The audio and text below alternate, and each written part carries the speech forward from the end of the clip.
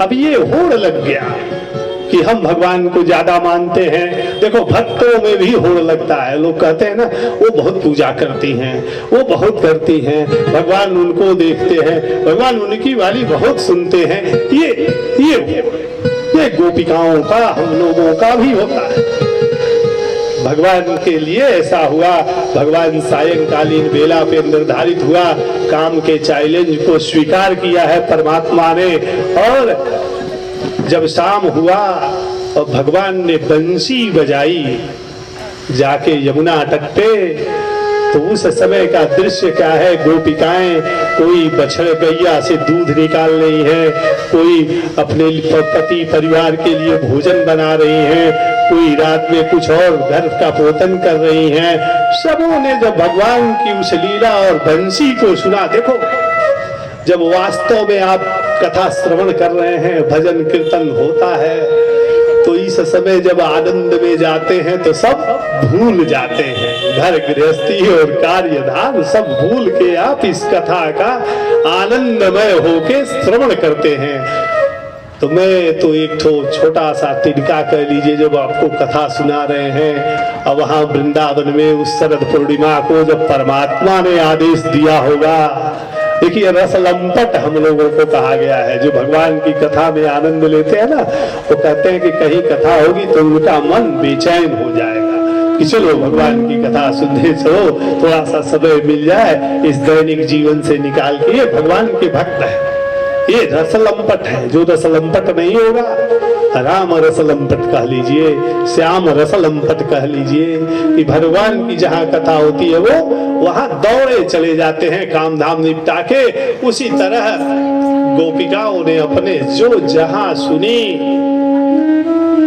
वहीं से भगवान के तरफ दौड़ने लगी। जिनकी सासुएं थोड़ी कठिन थी घर में, उन लोगों ने प्रतिबंध लगा दिया, तो ऐसे वो काम करते मानो सहृदय सशरीर भगवान के पास पहुंच गई।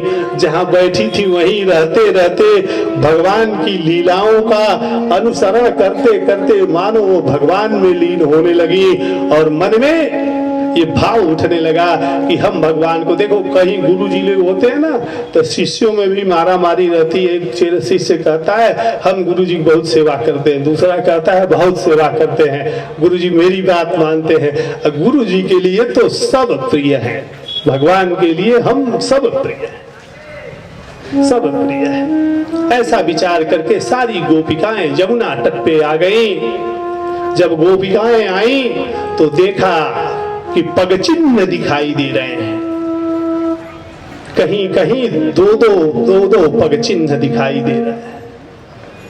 क्या कामना करते हैं? देखो जब तक द्वैत भाव रखोगे कि भगवान अलग और मैं अलग, तब तक भगवान का बोध नहीं होगा, तब तक भगवान का बोध नहीं होगा।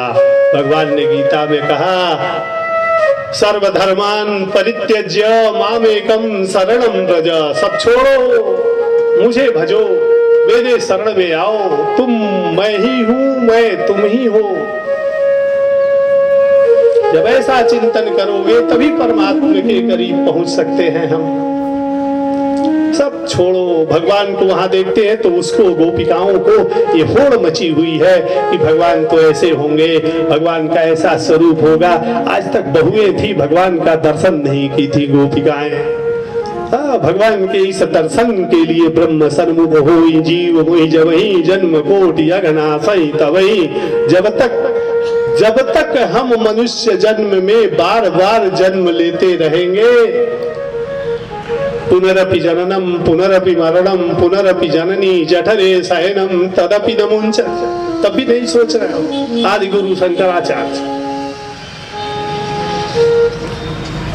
शंकराचार्य के बारे में सुना है आपको? दक्षिण के ब्राह्मण थे, भगवान शिव के अवतार माने जाते। 8 वर्ष की अवस्था में उन्होंने नर्मदा के तट पर संन्यास ले लिया। 8 वर्ष के थे। वो भी एक विचित्र घटना घटती है संन्यास लेने के पहले। अकेले हैं, माता जी हैं और आदि गुरु शंकराचार्य हैं, पिता नहीं है। माँ को नर्मदा किनारे स्नान करने के लिए कराने के लिए ले गए। माँ को स्नान कराया और माँ को नर्मदा के तट पर बैठा दिया। माँ से रोज कहते थे, इस जगत के कल्याण के लिए मुझे सन्यास के लिए आज्ञा दे दो। ये शास्त्र में है कि माँ जो आज्ञा न दे तब तक सन्यास नहीं लिया जा सकता है। भगवान आदि गुरु शंकराचार्य जी ने माँ से बहुत प्रार्थना की। माँ कहती है कि बेटा अब तुम ही हो, तुम्हारे अलावा मेरा कोई है नहीं कि मैं तुझे कह दूं कि तू सन्यास ले ले। तू ही सोच क्या उचित है, या छोड़ दे कि परमात्मा जो चाहता होगा वही करेगा। भगवान आदि गुरु शंकराचार्य जी ने सोचा कि जो परमात्मा की इच्छा, हमें तो जो करना है। नर्मदा तट पे माँ को बैठा के और अपने गए नर्मदा में स्नान करने के लिए। तब तक प्रभु की माया देखो, एक मगरमच्छ आदि गुरु शंकराचार्य जी को पकड़ के खींचने लगा। ये लगे रोने की, माँ अब तो ये हमको ले जाएगा, निगल जाएगा। और मेरी अंतिम इच्छा थी कि माँ मुझे आप कह देती कि मैं सन्यास ले लेता। माता ने कहा कि जब तू अब मृत्यु के करीब ही जा रहा है तो जा बेटा, तेरी अंतिम इच्छा पूर्ण हो। और वही जल लेते हैं और वही अपने प्रण किया और सन्यास धारण कर दिया आदि गुरु शंकराचार्य जी। उसके बाद 8 वर्ष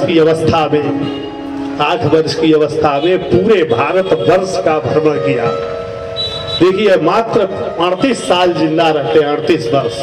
8 वर्ष में संन्यास लेते हैं, 38वें वर्ष में शरीर छोड़ देते हैं। और उसमें कितना काम किया कि चारों जो हमारे चारों धाम तीर्थ हैं, जाके उस कठिन परिस्थिति में पैदल भारतवर्ष की यात्रा करके चारों पीठों की